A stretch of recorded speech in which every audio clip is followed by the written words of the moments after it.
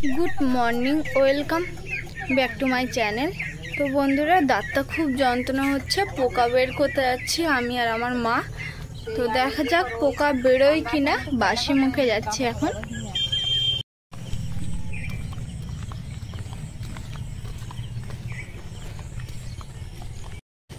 আমি আর মা যাচ্ছি এখন।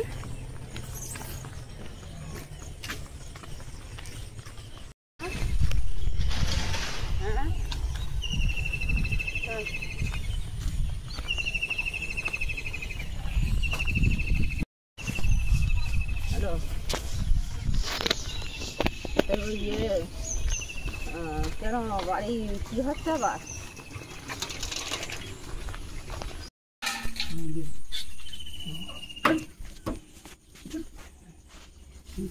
বাবা যে বড় নোয়া নিয়ে আসো। আয় আয় আয় আয়।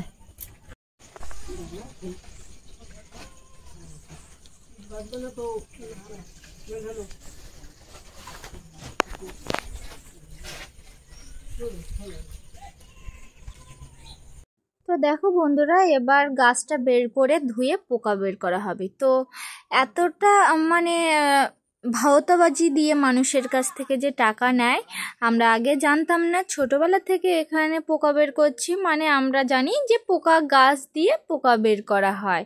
তো সেটা সম্পূর্ণ ভুল। আমি হাত দিয়ে গাছটা এই যে ধুয়ে নিচ্ছি, দেখতে পাচ্ছ এটা আমার হাত, কিন্তু পোকাটা বেরোলো না।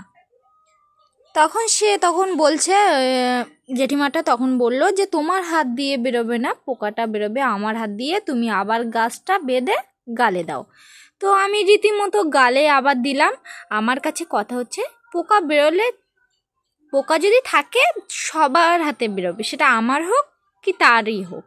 তো জেঠিমাটা আমার কাছ থেকে দ্বিতীয়বারটা গাল থেকে গাছ বের করে জল দিচ্ছে। দেখতে পাচ্ছ হাতের তালুতে যখন জলটা দিল দুটো পোকা বেরোলো। তার আগে কিন্তু শেকড়ে যখন জলটা দিচ্ছিল পোকাটা বেরোয়নি। তো তালুতে হয়তো পোকাটা লুকিয়ে রেখেছিল।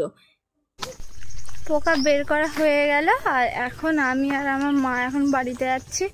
পোকা বেরোনোর সত্ত্বেও আমার দাঁতটা খুব যন্ত্রণা হচ্ছে। হ্যাঁ, জানি না এটা সত্যি কি মিথ্যে পোকা বেরোয়। তো দেখলাম পোকা বেরিয়েছে দুটো, খুব যন্ত্রণা হচ্ছে দাঁতটা। তো দেখো বন্ধুরা, বাড়িতে চলে আসলাম।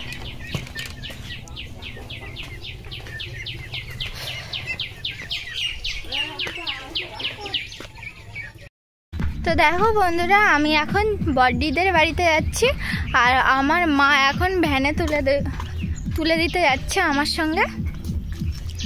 আর অনেক দিন পর বড়দিদের বাড়িতে যাব আজ, তাই বেরিয়ে পড়লাম সকাল সকাল। এখন বাজে 10:30।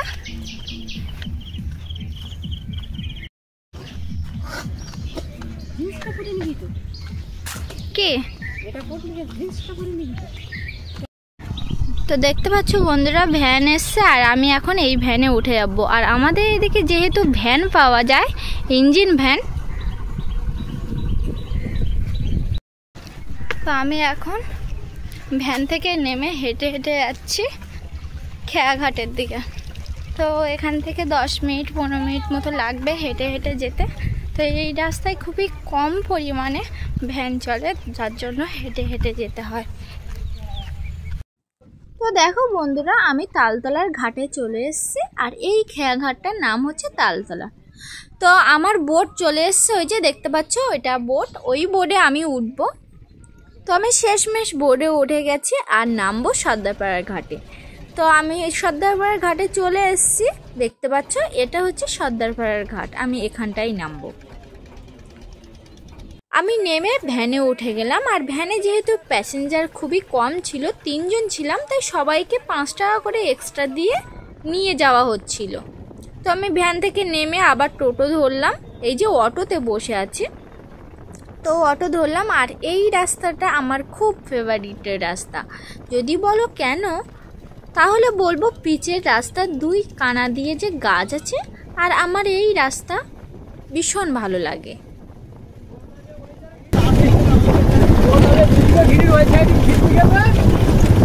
আর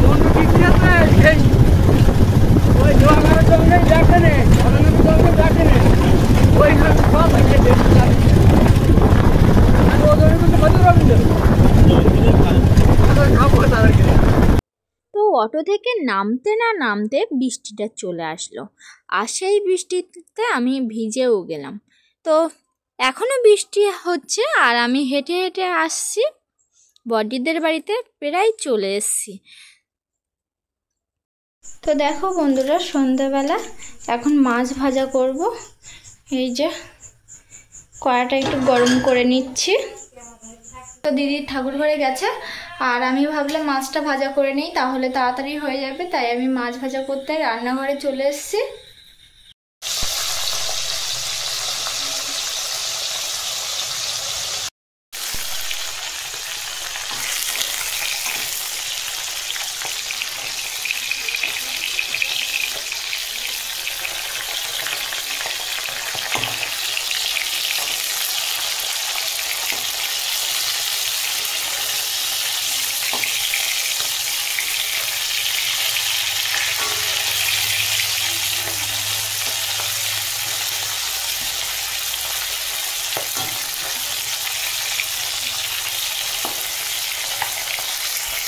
তো দেখো বন্ধুরা, রাতে ভাত খেতে বসেছি, আর কি দিয়ে ভাত খেতে বসেছি তোমাদেরকে দেখাবো। এই যে জাপানি পুঁটি মাছের মাথা আর আলুর ঝোল দিয়ে ভাত খেতে বসেছি।